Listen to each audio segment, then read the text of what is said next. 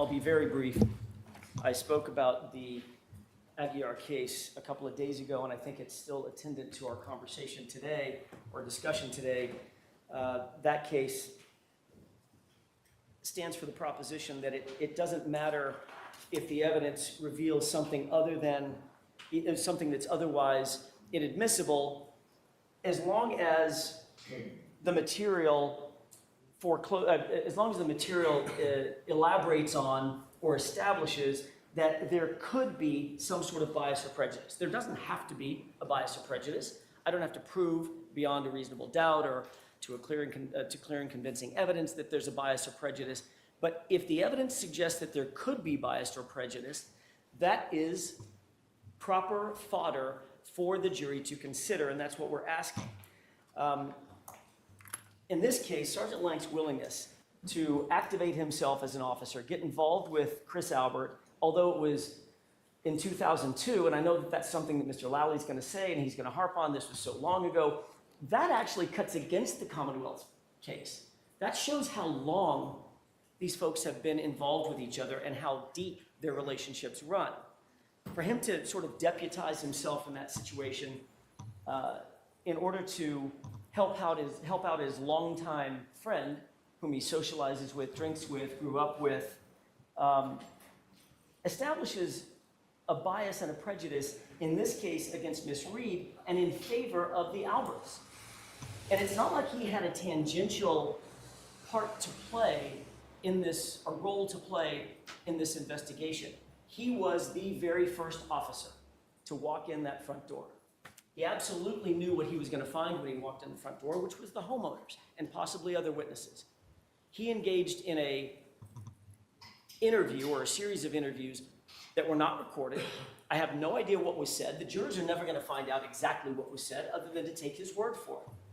The jurors have to be able to weigh and balance his credibility against an officer that, for instance, even like Sergeant Good, for instance, who seems to come across far more unbiased, just sort of a straight shooter. Sergeant Lank is not that person. He never should have walked in that front door. He should have said to his supervisors, I have a relationship with the Albert family. I've known these folks for too long. I grew up with his brother or brothers.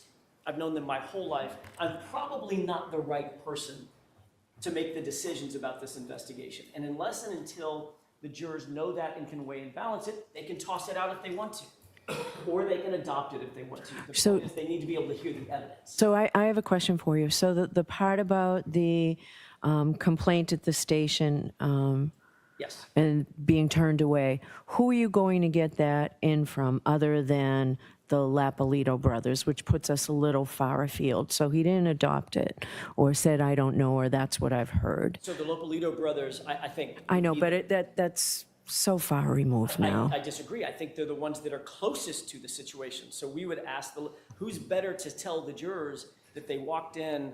I can get their police report. I can tell the court when it's dated. It's dated September 2nd or September 3rd, and the Lopolitos walked in on August 31st to make the complaint. No, I understand because you've outlined it, or Ms. Little outlined it, which is very helpful. I don't disagree that some of this is admissible. I just have to figure out how you intend to get it in, because I have to be concerned about if it's a mini trial within a trial, and we're trying to avoid that. If he were to testify as he did, that's what I understand, and the Commonwealth didn't object to that. That seems admissible to me. I would probably seek to do it with the court's permission through two pieces of evidence. One would be Mark or Alfredo, and I don't think I would use both of them. You would not. I would not. Okay, fair enough. I would seek to ask Mark to join us.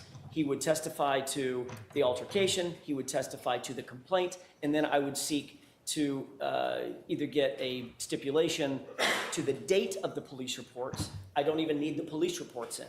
If I can't get a stipulation, then I probably would just ask the court to be able to establish that the police report is a business record.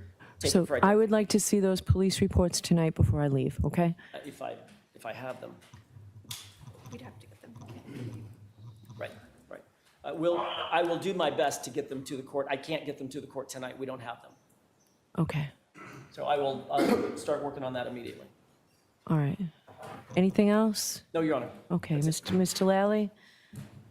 And I would submit that defendant hasn't met his burden. There is no actual relevancy to any of this, and it is essentially a trial within a trial at this point. Bringing in other civilian witnesses to talk about an incident which happened 22 years ago to So involving... let's forget about bringing in the civilian witnesses. How about what we heard as to what Sergeant Lank would testify to? As to what Sergeant Lang would testify to is a single incident in which he did not witness anything to do with the Albert brothers. Christopher Albert was never at 34 Fairview Road on January 28th or until much, much later in the day of January 29th, and certainly not at the same time that Sergeant Lank was. I think counsel far overestimates what Sergeant Lank's involvement in this particular investigation was. He shows up on scene, he assists with the other officers, Lieutenant Gallagher and Sergeant Good, that you've already heard from. And with respect to, he takes a couple of initial statements, all those witnesses then subsequently talk to troopers from the state police, testified grand jury, multiple grand juries, and will all be testifying as witnesses in this case. So any purported bias from an incident from 22 years ago involving a brother who wasn't even present at the home on the night in question does nothing but confuse the jury as to what the issues are, and creating this sort of bias out of thin cloth that has no basis whatsoever in the facts of this case. Okay, so I disagree with you. I don't know yet. I want to see those police reports. I don't know yet what I'm going to allow in, but I disagree that it has nothing to do. If it weren't involving the Alberts, then under the grand jury case, the decision by Justice Gantz, Chief Justice Gantz at the time, it wouldn't come in, but it does, so it comes in for different purposes or different reasons. So I'd like those reports tonight or certainly by tomorrow morning before we come out. We'll do our best. Okay. All right, so we'll figure this out tomorrow morning. All right, thank you very much. Thank you, Your Honor.